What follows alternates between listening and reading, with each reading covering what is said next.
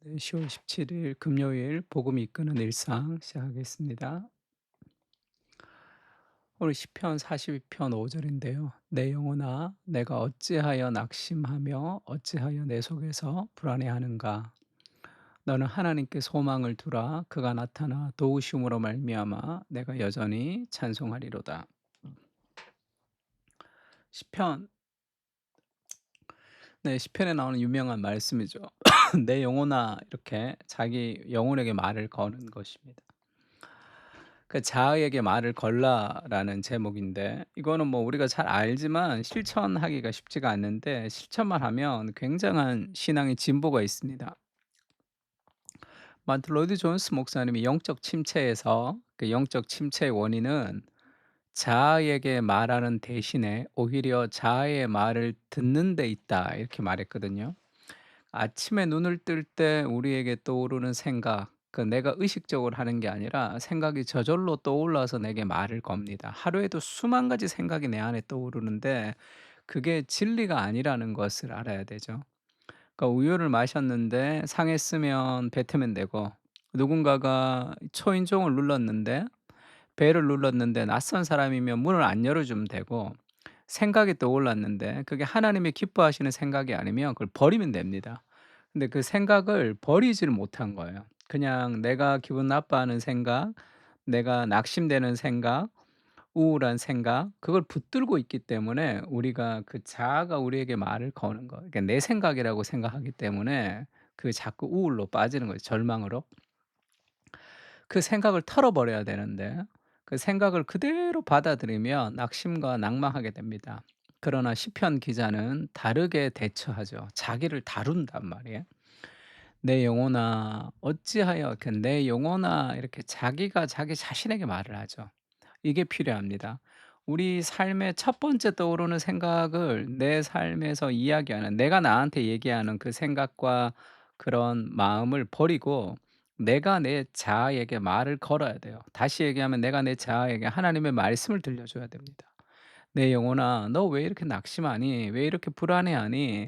그러면 돈이 없고 힘이 없고 승진이 안 되고 회사가 어떻고 뭐가 해야 되고 그러니까 불안하잖아." 이렇게 얘기하겠죠. 그리고 그 환경에 하나님을 대입하는 거예요. "내 영혼아 네가 왜 그렇게 낙심하고 불안해하니? 하나님이 너와 함께 있지 않느냐." 하고 하나님의 관점을 대입하면 우리의 문제 가운데 낙심하지 않게 되죠. 전능하신 하나님이 나와 함께 하시는데 그 문제가 왜 나를 낙심시키겠습니까? 그 생각의 전환, 낙심되는 상황, 불안할 수밖에 없는 상황 속에 있지만 '하나님이 함께 하시지 않는가.'라고 자신에게 말을 걸어서 생각을 전환시켜 하나님 말씀을 선포하라는 거죠. 그 자아의 말을 들으면서 슬퍼하고 낙심하지 말고 계속 하나님을 상기해야 됩니다. 그래서 믿음이라는 것은, 신앙이라는 것은 생각하는 거예요. 생각의 싸움입니다. 로마서에는 그렇게 얘기하죠. 육신의 사람과 성령의 사람의 차이가 무엇인가?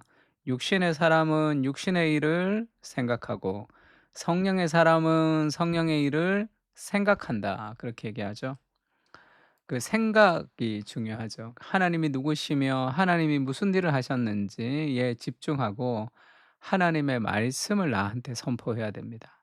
인생의 대부분의 불행은 우리가 자아에게 말하는 대신에 오히려 자아의 말을 듣는 데 있습니다.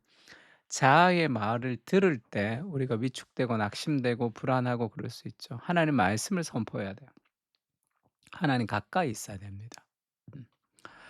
나의 하나님이 그리스도 예수 안에서 영광 가운데 그 풍성한 대로 너희 모든 쓸 것을 채우시리라. 그건 제 인생에서도 굉장히 도움이 되었던 말씀인데, 우리가 또 오늘 그 목요일 날 성경 공부하면서 이제 이사를 해야 되는 이제 그 가정이 있는데, 이사를 하려 그러니까 부동산 정책이 이렇게 또 바뀌어 가지고 이사하기도 힘들고 힘들고 속상하고 어려워지고, 뭐 이런 대출 규제가 있다 그러고 하니까 막 이렇게 걱정이 된다, 이런 얘기를 했는데, 그럴 때는 그런 상황에 걱정을 하는 거, 그거는 뭐 어쩔 수 없는 거죠. 우리가 할 수 없는 겁니다. 그때는 하나님을 대입해야 돼요.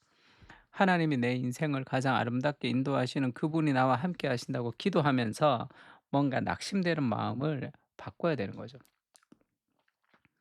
저도 저희 아내가 결혼하자고 얘기하고, 그때 제가 인제 그 신학생이었는데 그 교육 전도사로 하고 있었어요. 부천에 있는 그 청년부 교육 전도사를 하고 있었는데, 그때 처음에 제가 38만 원을 받았습니다.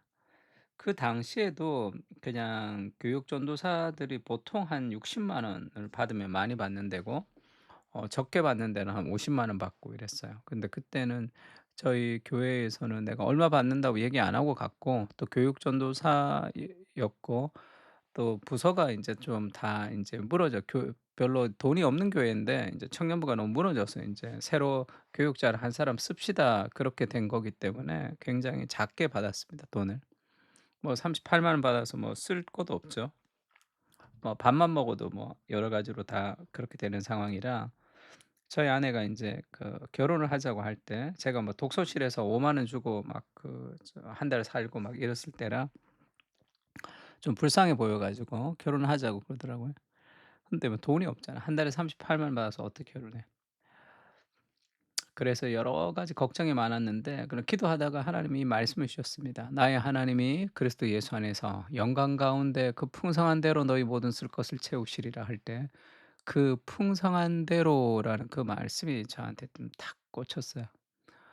영광 가운데 그 풍성한 대로 할 때 이게 영광스러운 방식으로 그렇게 그 표현할 수도 있습니다. 그리스도 예수 안에서 영광스러운 방식으로 그 풍성하게 나의 모든 쓸 것을 채워 주신다는 그 하나님이 나와 함께 하신다는 삶의 확신. 그 확신을 탁 드니까 '아 내가 돈 빌리러 막 어디 다니지 않아도 되겠구나.' 그런 생각이 들었어요. 그리고 '아 결혼해야 되겠다.'는 생각이 좀 들었습니다. 뭐 그 거액이 막 돈이 들어오고 이러지도 않았어요. 그냥 뭐 그 결혼식 축의금 받은 걸로 노트북 샀던 것 같아요. 그때 신혼여행을 안 갔으니까 아예 뭐 돈이 없으니까 신혼여행 같은 건 생각도 안 했죠. 그리고 저희 인제 처가댁에 그때 인제 그 같이 들어와서 사는 걸로 하고, 그다음에 인제 신혼여행 뭐 어디 여행을 가고 이런 것을 꿈도 꾸지를 못했을 때입니다. 그래서 그걸로 인제 그 노트북 사서 그때 인제 어 그랬던 것 같아요. 뭐 그랬지만 어쨌든 뭐 풍성하게 막 내가 생각한 대로 막 돈이 쏟아지지는 않았지만 지금까지 잘 살고 있잖아요. '안 될 것 같다. 아 이거 갖고 어떻게 할까?' 그것과는 설명할 수 없는 그런 하나님의 함께 하심이 오는 그런 평안이 있습니다. 우리 삶도 마찬가지죠. 그리고 우리가 로마서 8장 11절 얘기 자주 했는데, 어제 공부할 때도 "예수를 죽은 자 가운데서 살리신 이의 영이 너희 안에 거하시면, 그래서 예수를 죽은 자 가운데서 살리신 그 부활의 영, 그분이 너희 안에 거하시는 그의 영으로 말미암아 너희 죽을 몸도 살리시리라." 아멘. 이런 거 붙들어야 돼요. 하나님이 내 안에 계신 분이 누구십니까? 내 안에 성령께서 계시잖아요. 내 안에 계신 그 성령님이 지금 힘이 없는 성령님이 아니라 그리스도 예수를 죽은 자 가운데서 부활하게 하셨던 그 성령이 내 안에 계십니다. 성경을 쭉 읽어 보세요. 다 어떤 힘과 능력으로 살았던 사람들이 어디 있습니까? 하나님의 함께 하심으로 전쟁도 이기고, 하나님의 함께 하심으로 수많은 삶의 난관들을 다 극복하는 그런 사람들의 이야기, 그런 하나님의 스토리로 가득 차 있잖아요. 근데 우리의 현실에서는 하나도 적용이 되지 않는 것 같습니다. 힘들면 힘들고 어려우면 어렵고 늘 인간적인 생각으로만 그렇게 일을 처리하는 그런 모습을 너무 많이 봐요. 말씀을 가지고 선포하십시오. 하나님 살아계십니다. 우리가 살아계신 주 할 때 그 살아있다는 게 living, 지금도 함께 하신다는 거잖아요. 그 살아있는 하나님을 생생하게 느끼고 삶의 모든 어려운 현장 속에 말씀을 대입하면서 생생하게 하나님을 경험하는 그런 우리가 좀 됐으면 좋겠습니다. 자아의 말을 듣고 순종하지 않게 하시고 하나님의 말씀을 내 자아에게 말하게 하옵소서. 무엇을 믿고 살고 있습니까? 나의 생각의 길을 하나님의 말씀에 고정하게 하시고 성령의 생각을 하며 살아가게 하여 주시옵소서. 우리의 생각이 우리의 삶을 변화시킵니다. 나의 의지적인 생각이 아니라 확실한 진리의 말씀을 날마다 내 안에 선포하게 하옵소서. 아멘. 우리의 자아의 말이 아니라 하나님의 말씀을 내 자아에게 선포하며 살아가는 하루가 됐으면 좋겠습니다. 다 같이 기도하겠습니다.